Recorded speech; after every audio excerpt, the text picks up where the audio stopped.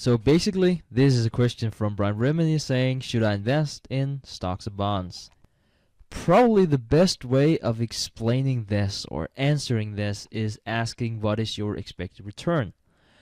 Clearly, you would rather invest in bonds if that would give you the best returns, or you would invest in stocks if that would give you the best return. So let's compare those two asset classes here. And what I did here was really just to do a simple Google search. So I was just Googling S&P 500 earnings yield, and I would just take the very first link.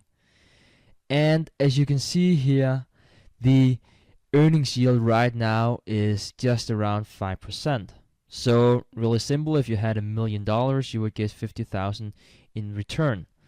And basically the earnings yield, that is just the opposite of the price to earnings. So if you would imagine a price to earning of 20, 1 divided by 20, that's 5%. That is the expected return you can expect to get from investing in the general stock market. Now, if we compare this to the 10-year Federal note, and this was just also a Google search, and you can just click the top link here.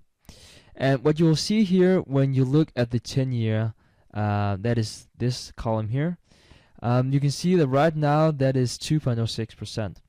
So basically what you're doing is that you're comparing 5% with 2%. And it's really up to you what you would pick. Now you might think this is a completely no-brainer. Should I pick 5% or should I pick 2%? What you need to include in your assessment is really also to be thinking about, well, how much am I willing to risk my principal?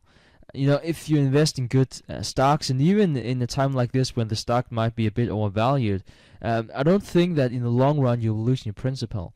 But if you invest in the stock market, you should be prepared for the volatility that you will definitely not face the same way if you invest in bonds. So whether or not you should invest in stocks or bonds is really up to you.